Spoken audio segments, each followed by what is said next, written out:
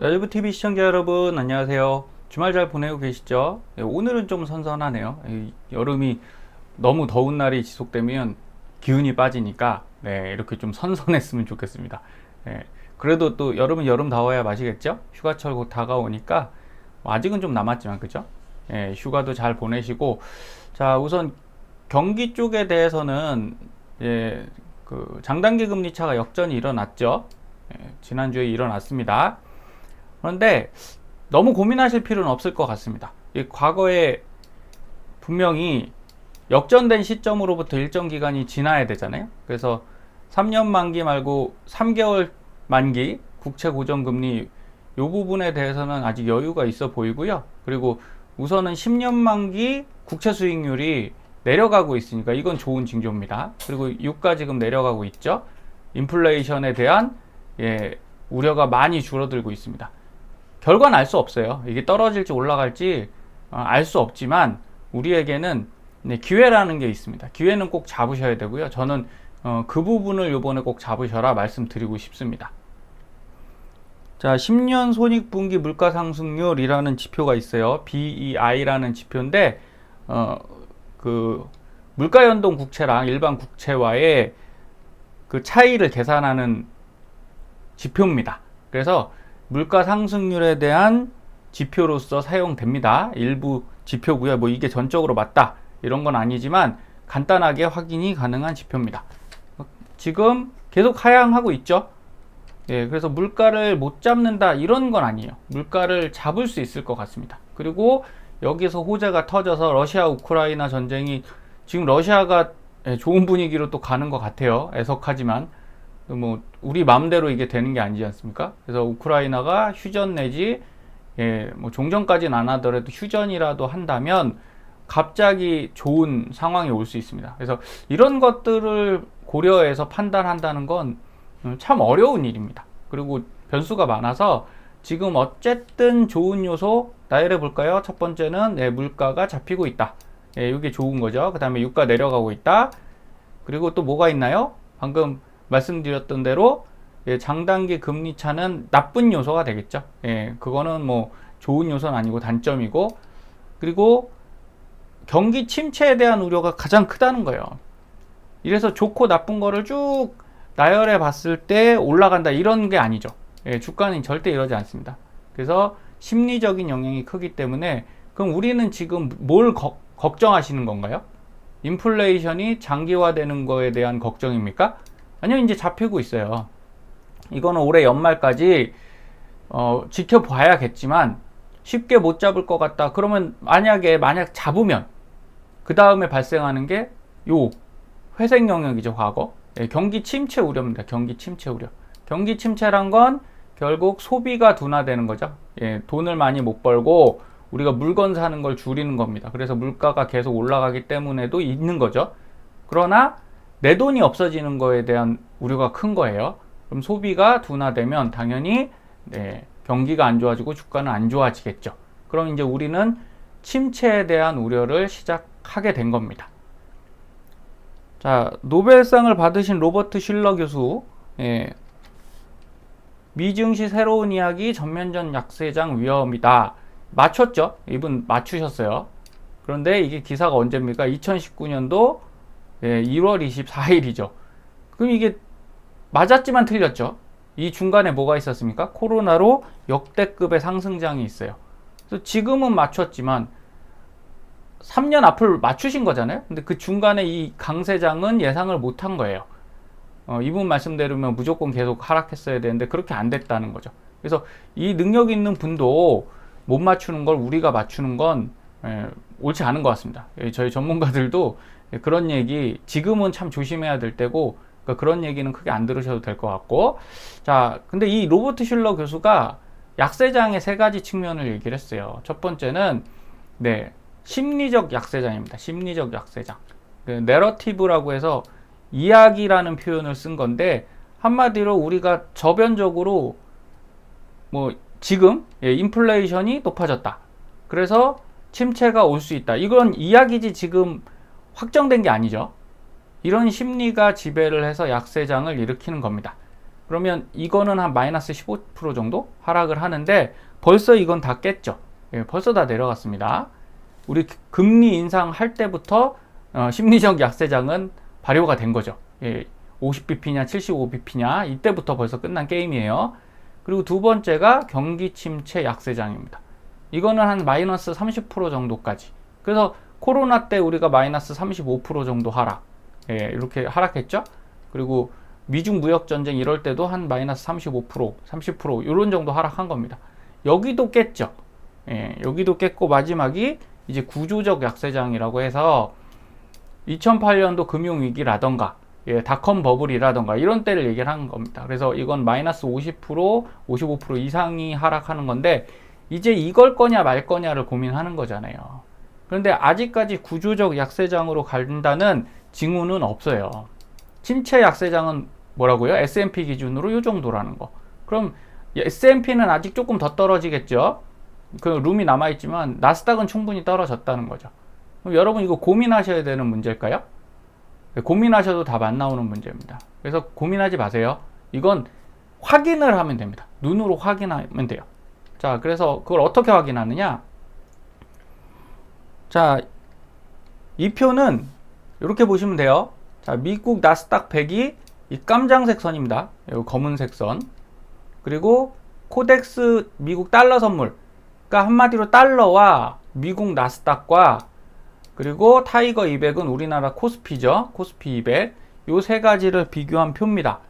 그래서 예, 요거는 이제 차트로 보기 위해서 제가 이렇게 만든 거고 종종 보고 있어요. 계속 보고 있는데 그냥 제 설명을 들으면 어렵지 않게 이해가 가십니다. 이 검은색 선이 나스닥이라고 했죠.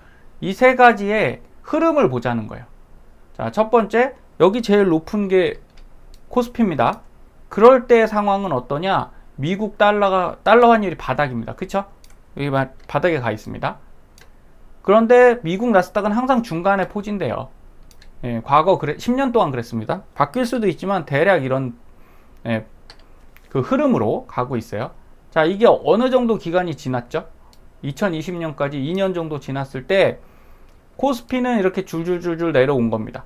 뭐 이렇게 올라갔다가도 됐지만 예, 코로나 때 어차피 내려왔어요. 그러면서 달러 방향과 거꾸로 움직인다는 거죠. 달러가 이렇게 무조건 올라가면 코스피는 올라갈 수가 없습니다. 그냥 쭉 미끄러져요.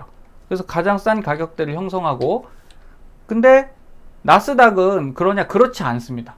예, 이렇게 딱 정확하게 상관관계를 나타내지 않아요. 그건 옆에서 설명드릴 테니까 우선 요거 우리나라 코스피와 달러만 보겠습니다. 그래서 그 다음엔 어떻게 됐어요? 달러가 이렇게 올라가면서 코스피가 바닥을 쳤죠. 그래서 훨씬 많이 떨어졌죠. 미국보다 많이 떨어졌습니다. 그리고 그 다음 기간 어떻게 오죠? 이게 예, 코스피가 올라가면서 정확히 말하면 달러가 내려가면서겠죠. 왜? 위험률이 떨어지면서 달러가 내려가면서 그 다음에 코스피가 이렇게 엄청난 상승을 합니다. 나스닥은 그래도 중간이에요. 예, 여기 중간에 포진되어 있습니다. 그 다음에 어떻게 됐습니까? 그 다음에 이렇게 됐죠. 또 다시 역전됐습니다. 그래서 코스피는 내려가고 여기 보시면 달러가 이렇게 올라오고 여러분 나스닥도 중간이고요. 다음번에 언제 올지 몰라요. 올해 연말에 올지 내년에 올지 내후년에 올지 모르겠는데 자 오면 어떻게 될 거라고 예상하세요? 이 패턴대로라면 이렇게 되지 않을까요? 네, 달러는 다시 내려와서 여기 위치에 있을 것이고 그 다음에 예, 코스피는 다시 올라가서 여기 있겠죠. 그리고 나스닥은 이 중간 위치에 있을 겁니다. 그럼 지금 제일 싼 그 자산이 뭔가요? 예, 제가 생각할 땐 코스피가 제일 싸요. 이 두 가지 달러까지 포함해서 세 가지를 놓고 보면 코스피가 제일 싸서 지금은 제가 국내 주식에 신경을 많이 쓰는 겁니다. 예, TQ는 당연히 중간이니까 사놓으시면 되죠. 올라갈 거잖아요. 그쵸? 그리고 달러는 계속 올라갈 건 아니라는 거죠. 어느 정도 레벨이 올라왔으니 떨어질 수 있다. 그래서 제일 싼 코스피 우리나라 지수에 집중하는 것도 필요하다는 거예요. 이게 또 올라가면 굉장히 큰 수익을 줍니다. 근데 지금 무역수지도 요번에 흑자로 다시 전환됐지만 경상수지가 적자였죠. 뭐 이러면서 안 좋다는 얘기. 당연히 삼성전자 비실비실 되고 있고요. 뭐 여러 가지 어렵다라는 얘기를 하지만 저는 이렇게 생각해요. 여러분께 말씀드리고 싶은 핵심은 우리는 다 수출 주도형이잖아요. 사업이 수출 주도형이기 때문에 달러가 이렇게 높으면 돈을 벌 수밖에 없습니다. 삼성전자가 돈 못 벌겠습니까? 예, LG 에너지 솔루션이 돈 벌 수 있다니까. 이거 수출만 하면 무조건 돈이 벌리고, 과거에서도 이렇게 달러가 높을 때 주가는 어때요? 그 시점엔 주가가 안 좋습니다. 매우 안 좋아요. 예, 달러가 높을 때 매우 안 좋지만 달러가 어떻게 될 때, 그 다음부터 떨어지기 시작할 때 굉장히 큰 상승폭을 가져왔다는 겁니다. 그래서 우리는 그 포인트를 아셔야 돼요. 그래서 달러가 지금 더 올라간다. 지금 근데 꺾이기 시작했죠. 그래서 곧 매수 타이밍이 오는 것 같고요. 1250에서 1200 사이에선 코스피에 주목하실 필요가 있습니다. 예, 나스닥은 그거랑 좀 별개의 움직임이에요. 어쨌든 올라갈지 내려갈지를 파악해야 되는 거죠. 그래서 그런 매력, 그런데 중소형주보다는 어떤 게 좋냐? 수출 많이 하는 대형주를 올리겠죠. 그리고 외국인이 돌아와서도 지난주 이틀 정도는 외국인이 매수했죠. 결국은 대형주를 삽니다. 그래서 우리가 미운 오리 새끼 취급하던 그 대형주를 다시 쳐다볼 때가 곧 올 것 같다. 이렇게 말씀드리는 거고, 그럴 때 뭘 보셔야 된다? 달러를 보셔야 돼요. 무조건. 지금은 달러 흐름이 상당히 중요합니다. 그래서 매일 좀 관찰하시고요. 여기는 또 미국 달러랑 나스닥만 표현해 놨습니다. 그래서 검정색은 나스닥이고요.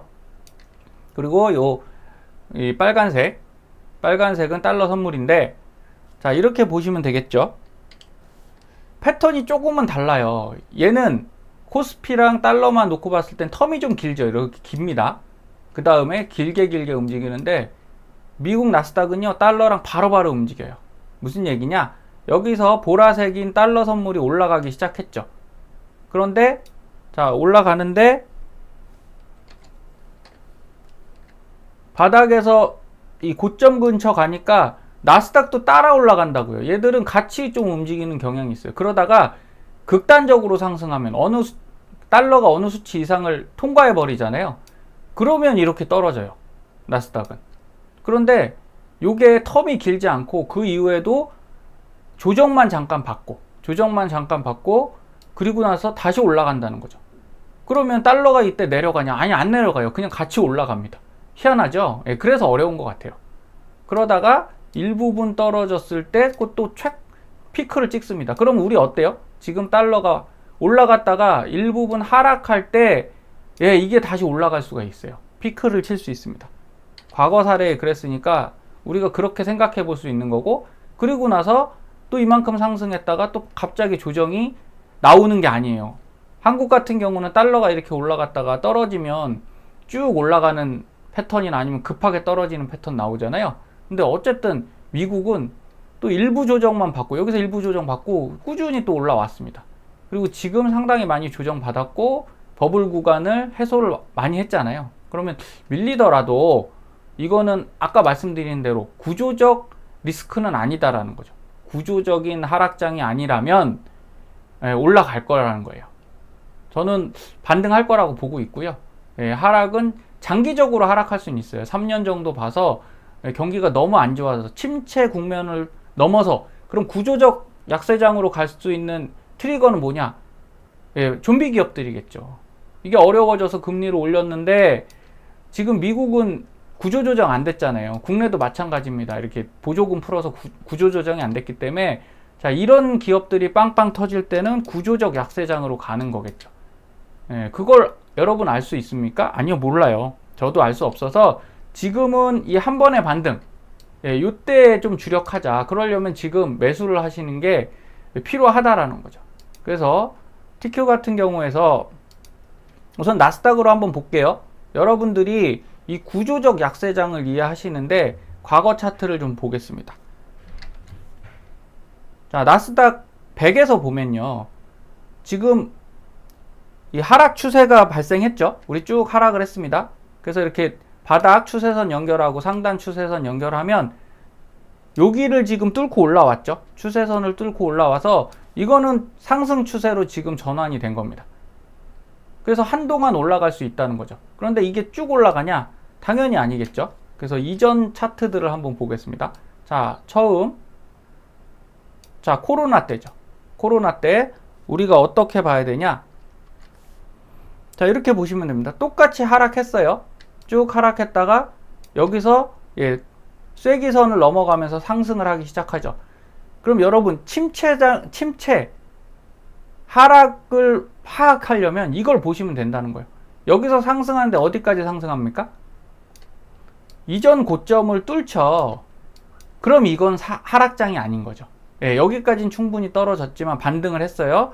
반등이 슬슬 밀고 올라오죠. 딱 이렇게 올라오고 있잖아요. 계속 올라간다면 이거는 구조적 하락장은 아닌 겁니다. 근데 그건 이렇게 미래를 지켜봐야 되지 않습니까?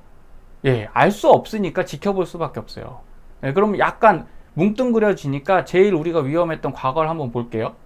자, 바로 금융위기 때입니다. 금융위기 때가 어땠냐? 보십시오. 300일선이 제일 중요해요, 여러분. 그래서 300일선 이렇게 보시면 깨고 내려왔죠. 300일선을 깨고 내려와서 1차 바닥을 형성했는데, 자, 여기 이제 추세선 이탈을 했지 않습니까? 여기 깨고 올라왔죠. 그러면서 얘가 여기까지 가야 되는 거예요. 여기까지 가면 이게 이쪽으로 다시 갈 수 있는 확률이 높은 거죠. 그럼 하락장에서 벗어났다고 우리가 판단하는 건데 못 갔죠. 못 가고 밑으로 흘렀습니다. 그랬을 때 이 300일선을 몇 번 깼어요? 여기 보시면 한 번, 이건 뚫고 올라간 거니까 두 번, 세 번째 부딪히면서 그대로 쏟아졌잖아요. 그래서 세 번을 잘 보셔야 돼요. 300일선을 세 번을 돌파를 하는지, 세 번째. 그리고 이 안쪽에서 당연히 돌파하면 이거는 그렇게 하락장은 아닐 겁니다. 구조적 하락장까지는 안 가요. 근데 이 정도 비율에서는 이게 침체적 하락장이냐? 아니죠. 이건 그냥 심리적 하락장일 뿐입니다. 이러다가 여기 내려가는 선에서부터는 이제 30% 넘어서고 마이너스 50% 넘어서고 이렇게 되겠죠. 어쨌든 여기 바닥에서도 똑같습니다. 이 추세선을 뚫고 올라와요. 강하게 못 뚫었죠. 그러다가 옆으로 횡보합니다. 구조적 하락장의 바닥에서는 이런 긴 횡보가 발생해요.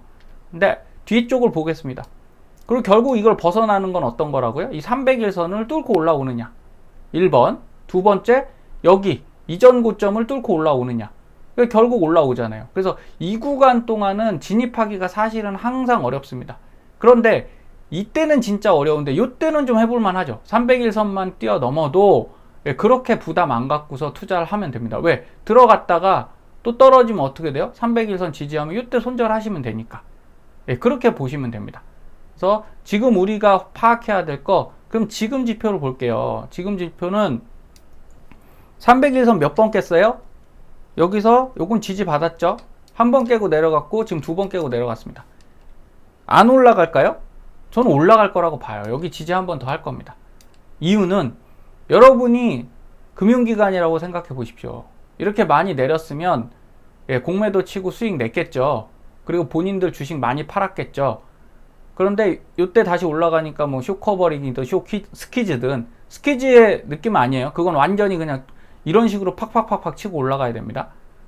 여기서 매수를 하실 건가요? 안 하실 건가요? 지금 국민연금이나 이런 거 매수 들어오고 있죠. 국내도 코스피 들어오고 있습니다. 아마 매수할 거예요. 매수.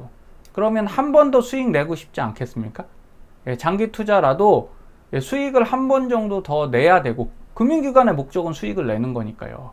그러면 한 번 더 상승장을 만들 확률이 큽니다. 그래서 여러분 이때까지는 한 번 더 올라갈 수 있다 생각하시고 이때 기회를 잡으셔야 됩니다. 그럼 언제 사야 돼요? 당연히 지금 사야죠. 지금 사시면서, 자, TQQQ는 이렇게 보시면 되겠죠. 지난번 말씀드린 대로, 자, 300일 이평선까지는 아직 좀 멀리 남아 있어요. 자, 근데 TQ는 300일 이평선 여기죠. 나스닥 100과 좀 다릅니다. 그러면 우리가 요 300일 이평선을 깨고 올라올 때 요때 좀 사 봐야 되는 거죠. 요때 사서 언제까지 봐야 되냐? 이전 고점 여기잖아요. 55달러. 그 조금 러프하게, 그러니까 디테일하게 잡으면, 좀 좁게 잡으면 여기 저점이니까 이 40달러. 자, 요때까지 상승하고 하락하는, 혹시입니다. 그러면 여기서 사도 어쨌든 여기까지는 구간이 나온다. 그쵸? 그리고 여기 또 통과해서 여기까지는 구간이 나온다. 1번의 구간과 2번의 구간의 기회를 잡으셔야 됩니다. 지금 어쨌든 추세선은 돌파되었으니까. 이해하시겠죠? 그래서 이런 것들 잘 보시면서 침체를 확인하는 가장 확실한 방법 드렸습니다. 보시는 거예요. 지켜보세요. 그래서 여기서 얘가 어디까지 가면 침체가 아니라고요? 300일선을 뚫어내면 이거는 뭐 향후 침체가 안 온다라는 얘기는 아니지만 침체 약세장에서 구조적 약세장 50%를 뚫는 마이너스 50을 뚫는 거기까지는 안 갈 확률이 큽니다. 그래서 여기서 지켜보시고 그럼 그 기간 안에 가만히 있어야 되냐? 아니 놀면 뭐 하나요? 예, 노시면 안 됩니다. 투자하시는 분들은. 그래서 사서 매도 하셔갖고 매수해서 매도해서 수익을 내시고 또 두 번째 구간까지 확인을 하셔서 나스닥 100 같은 경우나 종합도 마찬가지죠. 여기 이 선이지 않습니까? 13,010원까지 상승했다가 하락하는 이 시나리오. 그 다음에 두 번째 여기 300일 이평선인 14,439까지 올라갔다 내려가는 시나리오에 여러분 수익 낼 구간입니다. 이게. 그래서 이걸 잘 활용하셔서 매매하신다면 여러분 지금도 큰 수익 내실 수 있다. 그리고 기관들도 어차피 한 번에 불꽃놀이를 더 해야 되는 상황으로 보입니다. 그들도 수익을 내야 되니까. 안 그러면 여기서 꺾여서 내려가면 2, 3년 동안 걔들도 손가락 빨지 않겠습니까? 그래서 우리가 이럴 때 좀 지능적으로 행동하실 필요가 있을 것 같습니다. 그래서 매수 잘 확인하셔서 하시고 수익 꼭 내셨으면 좋겠습니다. 감사합니다.